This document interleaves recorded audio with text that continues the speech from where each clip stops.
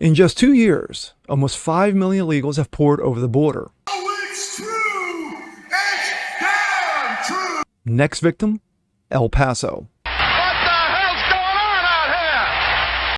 If you ask Jean-Luc and Dementia, she was 12, I was 30, but anyway.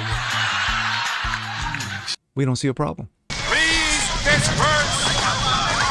Nothing to see here, please! I'm Jazz Berganzo, and this is What's Next.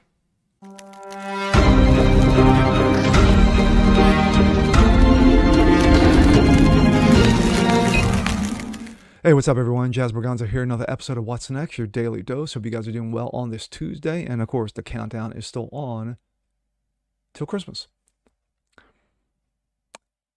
But we're going to talk about the borders. 2 years, almost 5 million illegals have poured over the border, the most porous border situation that we've ever had in the history of this nation. Take a trip on the way back. Go back, say, almost 40 years, where you had one Ronald Reagan at the time of president. There were about 3.2 to 3.5 million illegals in the country at that time.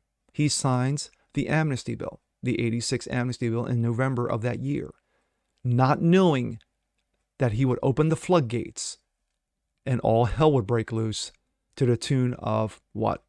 At one point, we were around between about 40 to 45 million illegals. Now we're probably looking around maybe almost pushing 60 out of a population of 330 million plus. But to Dementia, don't give it two fucks. It's all about the votes. It's all about the votes. Title 42. Remember, that was the last vestige to stop, Border Patrol agents from actually arresting and sending them back. Well, here's an update. Let's take a look. This comes out of Breitbart. Governor blasts Biden administration over a reckless reversal of Title 42, warns of full-scale invasion. Too late. Regarding that, here comes SCOTUS. SCOTUS steps in. Washington Times. Chief Justice SCOTUS blocks Biden from ending Title 42 deportation policy. They stop it, and of course, Dementia's crying. But that's not the story. The story is the next victim. This comes out of New York Post. El Paso, Texas. Neighborhood overrun with migrants as border crisis rages. We don't know if they have guns. Go play this little clip. We actually went into Ciudad Juarez, the Mexican city directly across from El This Paso, comes off to of find Fox out News. where these migrants are crossing illegally, these runners. Didn't take long to find them. You'll notice we found a hole that was cut into our border wall, like a little doggy door. These migrants go running up to it, they crawl through it. Once they do that, all they have to get through is a canal and a chain link fence. Well, guess what? There's another hole cut into that chain link fence. The migrants run up, they cut through those. Do you think they're dummies? Do you think they're dummies? They are into El Paso, and they are runaways. They are gotaways as well. We did not witness those migrants caught. You'll notice there's discarded clothing all around the ground. And the river right there, there was even a pair of bolt cutters in the water.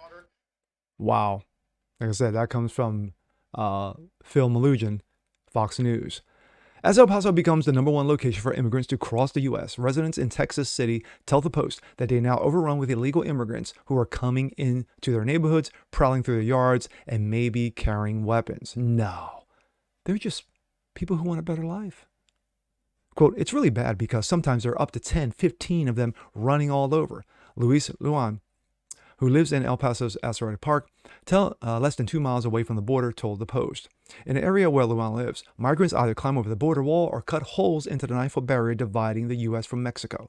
Luan first noticed immigrants in the neighborhood 2 years ago as they ran through neighborhoods to evade Border Patrol. He said they often end up hiding in people's yards. Ever since Dementia said, come on over. Oh, they're coming over, all right, Luan said. This was like a freeway to them. Luan's neighborhoods are mostly elderly residents with modest incomes. He explained they report the illegals to the U.S. border. As you can see there.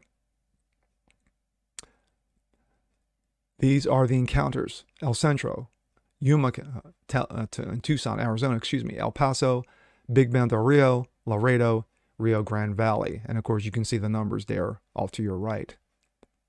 They're afraid, and we don't know if they're going to break into our homes. We don't confront them because we don't know if they have guns. We don't know if they have knives. In October, Border Patrol agent who was chasing a group of illegals near Asari Park was beaten, dragged, and punched, the FBI said. Venezuelans Kevin Escalona Gonzalez and Fuentes, 27, were taken into custody and are charged with assaulting a federal agent. Assaults on the Border Patrol agents or any other federal agents will not be tolerated and will be addressed swiftly by our office so we can continue to carry out their sworn duty to protect our communities, said FBI El Paso Special Agent in charge, Jeffrey Downey. Yeah? How's that working for you?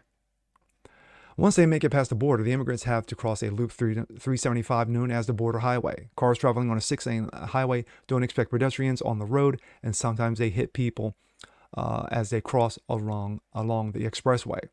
A Guatemalan man was killed on Thursday. He and five of the immigrants, illegals, were running across the border highway, reported local news. The 52-year-old migrant was hit and died at the hospital. The cars are going 60, 70 miles an hour, and if they get hit, said neighbor Alfred Subia, who said he had known many of the immigrants to get hit at night. Along illegal border crossers, many of them have been rejected into entry from the U.S. and rely on cartels, yes, those wonderful people, to smuggle them over. El Paso saw more than 53,000 people attempt to cross from Mexico in October, making it the busiest location in the country, according to Border Patrol statistics. The town also released 5,300 who were also deemed to have a right to stay, quote unquote, for further processing into the community last week, according to El Paso statistics. Now, what they don't show you, or what this story is that regarding the El Paso airport, it is no longer an airport.